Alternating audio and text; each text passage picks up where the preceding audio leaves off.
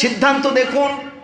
হযরতে মুসা আলাইহিস সালাম ফিরাউনের দরবারে আস্তে আস্তে বড় হচ্ছে, একেবারে ফিরাউনের পিতৃস্নেহে, ফিরাউন বাপের মতো মানে একেবারে যা যা দরকার সেভাবে ভালোবাসছে। তো একদিন ফিরাউন এভাবে শিরক শিখাচ্ছিল, মুসা আলাইহিস সালাম কোলে বসে এমন জোরে এক থাপ্পড় দিছে, ফিরাউন ভুট হয়ে পড়ছে একেবারে মুসা সহ। এখন ফিরাউন বলে এই শিশু সন্তান কোনো সাধারণ শিশু সন্তান নয়, এটা আমার সেই শত্রু, যে শত্রু কথা জ্যোতিষী বলছে এটা সেটা হইতে পারে, তলোয়ার বের করছে। এখন আসিয়া বলছেন না, তুমি এটা এভাবে তাকে এই বাচ্চাটাকে হত্যা করতে পারো না, তুমি নিজে ভুট হয়ে পড়ছো তাই দেখো। না, আমার 5টা আঙ্গুলের ছাপ্পা আমার মুখে। বলেন না, তুমি পড়ে গেছো, এই বাচ্চা তোমাকে এভাবে থাপড় দেয়নি। কেউ বিশ্বাস করে না, কেউ বিশ্বাস করে না। তাহলে একটা পরীক্ষা করব, এই বাচ্চা স্বাভাবিক না এই বাচ্চা অস্বাভাবিক, এই নিয়ে একটা পরীক্ষা করব। এই বাচ্চা বিশেষ কোনো বাচ্চা কিনা। ফিরাউন একটা পরীক্ষার ব্যবস্থা করলো। তা হলো বাচ্চাদেরকে কিন্তু দূরের যে কোনো জিনিস যেটা জল জল করে এটাকে আকর্ষণ করে। কি করে? আকর্ষণ করে।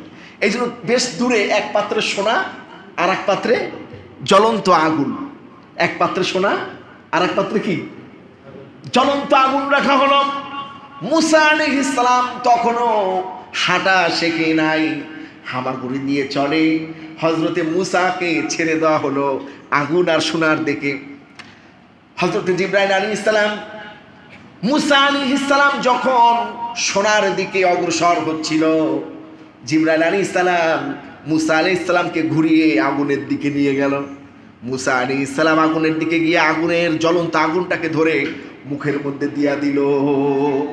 ফিরাউন এবার বিশ্বাস করলো না, এটা স্বাভাবিক বাচ্চা, এটা বেশি অস্বাভাবিক কোনো বাচ্চা নয় বা বিশেষ কোনো বাচ্চা নয়। না হলে ওই দিনই কিন্তু যদি সোনাই ধরতো, আসলে সোনাই ধরতে গিয়েছিল মুসা আলাইহিস সালাম। এই জন্য মুসা আলাইহিস সালাম ওই ছোট্টবেলায় তার জিহ্বা পুড়ে যাওয়ার কারণে, আল জিহ্বা পুড়ে যাওয়ার কারণে একটু তোতলা হয়ে গেছিল, একটু কথা তার আটকে যেত। কথা কি হতো? একটু আটকে যেত। ভাইরা আমার, আল্লাহ পাক এইভাবে মুসা আলাইহিস সালামকে বাঁচালেন। এরপরে মুসা আলাইহিস সালাম যখন অনেক লম্বা ঘটনা, আসলে আশুরার আলোচনা 2-3 মাস লাগে শেষ করতে, কিন্তু এত যদি আশুরার আলোচনা করে আরো অনেক বিষয় থাকে যেগুলোর হক আদায় করতে হয়। এজন্য সংক্ষেপে আমি যে কথাগুলো না বললে নয়, সেই কথাগুলোর উপর আলোচনা করে আমি আমার মূল আলোচনার দিকে অগ্রসর হবো ইনশাআল্লাহ। ভাইরা আমার, বাবাজিরা আমার, হযরতে মুসা আলাইহিস সালাম আল্লাহ রব্বুল আলামিন আগুনের ওই অগ্নিকুণ্ডলীকে ধরার মাধ্যমে তার জীবনটাকে হেফাজত করলেন।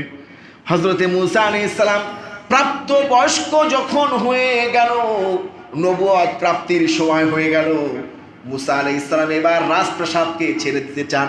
কারণ তার কাছে অস্বস্তি লাগে ওই রাজপ্রাসাদের মধ্যে, যেখানে শিরকের পর শিরক, যেখানে রাজপ্রাসাদে ঢোকা মাত্রই ফিরাউনকে সিজদা করে। মুসা আলাইহিস সালাম এটা মোটেও ভালো লাগে না, এটা মোটেও তার জন্য একটা কষ্টকর বিষয়। তার এই সমস্ত দৃশ্য দেখে তিনি ওই এলাকা ছেড়ে তিনি অন্যত্র রওনা হলেন। এক পর্যায়ে লম্বা ঘটনা, মুসা আলাইহিস সালাম নবুয়ত প্রাপ্ত হলেন। কি প্রাপ্ত হলেন? নবুয়ত প্রাপ্ত হলেন। এবার তিনি লক্ষ্য করে দেখলেন 2টা লোক কুয়ার পাশে দাঁড়ানো, আর অনেকগুলো মেয়ে লোক দাঁড়ানো আছে। 2টা লোক করে ছাড়াই না, তারা ইচ্ছা মতো পানি নিচ্ছে, তাদের প্রাণীগুলোকে পানি খাওয়াচ্ছে। আর অন্যান্য লোকগুলা, তারা মহিলাগুলো দাঁড়িয়ে আছে অসহায়ের মতো ওই পুরুষদের সামনে। মুসা আলাইহিস সালামের টার্গেট ছিল যে একটা ভয় দেখা সরাই দেবে। এখন কথা হলো, আল্লাহ রাব্বুল আলামিন এক একজন পয়গম্বরের গায়ে 40 জন নবীর শক্তি দিয়েছেন। কতজন? 40 জন নবীর শক্তি। আর রাসূলুল্লাহর গায়ে সিরাত গ্রন্থে এসেছে রাসূলুল্লাহর শরীরে আল্লাহ পাক 40 জন নবীর শক্তি দান করেছেন। বলেন সুবহানাল্লাহ। তার একটা ছোট্ট ঘটনা পাওয়া যায় যে নবী করিম সাল্লাল্লাহু আলাইহি ওয়াসাল্লাম তিনি যুদ্ধের ময়দানে অবস্থানরত। এর মধ্যে এক কাফের নবী করিম সাল্লাল্লাহু আলাইহি ওয়াসাল্লাম ঠিক সিনা বরাবর বর্ষা নিয়ে আসছে। কি নিয়ে আসছে? বর্ষা। নবী করিম সাল্লাল্লাহু আলাইহি ওয়াসাল্লাম ওই বর্ষার আগাটা ধরে ঠিক বর্ষার অপর প্রান্তকে দিয়ে ওই কাফের ঠিক বাহুতে একটা বাড়ি দিল হালকা করে।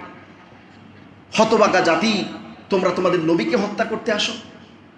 তো ওই আঘাতে ওই কাফের এমন চিৎকার করছিল জিহাদের ময়দানে, অন্য কাফের সৈন্যদের ইগোতে লেগে গেল যে তুই একটা বেকুব বেটা, তোর সামান্য আঘাত করছে এই জন্য তুই এরকম চিল্লাস, অনেকের কল্লা কেটে যাচ্ছে, হাত কেটে যাচ্ছে, তোর মতো চিল্লায় না। বলে যে আমার মনে হলো পৃথিবীর সবচাইতে জোরে আঘাত করা হয়েছে আমার হাতে, এবং এই ব্যথার যন্ত্রণা আমি সহ্য করতে পারছি না। এক পর্যায়ে ওই চিৎকার করতে করতে কাফের দুনিয়া থেকে, অথচ রসুল্লাহ কিন্তু আমরা এরকম বাচ্চা দুষ্টুমি করলে বলি না, এই বাবা দুষ্টুমি করো কেন, হালকা করে পিঠের উপর থাপড় দিই না, ঠিক বাড়িটা ছিল এরকম, দুষ্টুমি কেন করো, নবীকে কেন হত্যা করতে আসো, এই সুলভ একটা হালকা বাড়ি ছিল। ওই কাফের ওই বাড়ি রাখাতে দুনিয়া থেকে বিদায়। রসুল্লাহ কিন্তু তাকে হত্যার উদ্দেশ্যে এটা করেননি, জাস্ট সতর্ক করার জন্য, জাস্ট তাকে বিরত রাখার জন্য, এই সরে যাও, নবীকে হত্যা করতে আসছো, এইভাবেই।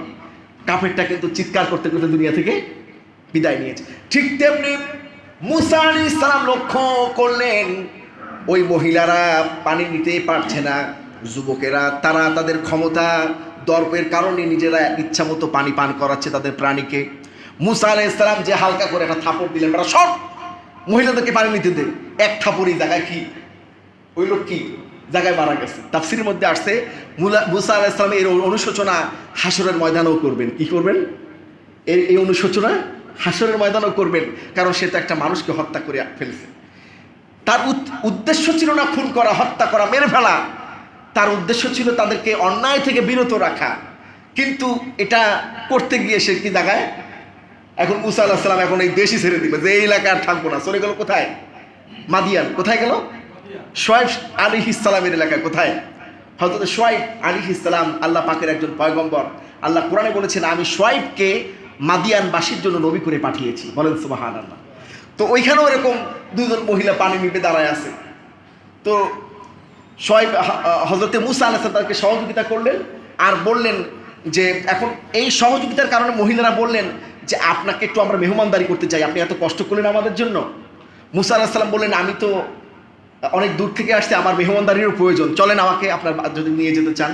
তো মুসা আলাইহিস সালাম ওই মহিলাদেরকে বললেন, আমি সামনে যাব, আপনারা আমাকে পিছন থেকে দিক নির্দেশনা করবেন।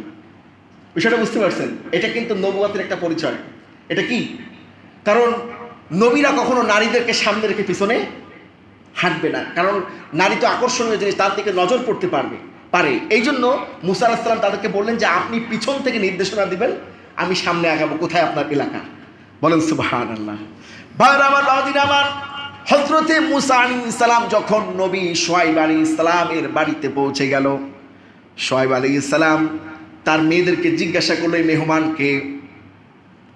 মেয়েরা বলল, আব্বাজি অসংখ্য ভিড়ের মধ্যে থেকে আমাদেরকে পানি নেওয়ার ব্যবস্থা করে দিয়েছেন, আমাদেরকে পানি আগিয়ে দিয়েছেন, এই জন্য তাকে মেহমানদারি করার জন্য আমাদের বাসায় নিয়ে আসছি।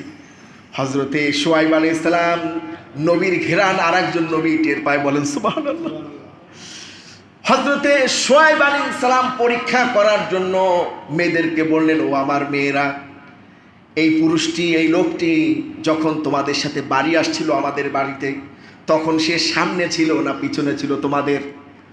মেয়েরা বলল, আব্বাজি এই পুরুষ লোকটি আমাদের সামনে সামনে ছিল আর আমাদেরকে বলেছে পিছন দিয়ে দিক নির্দেশনা দিতে।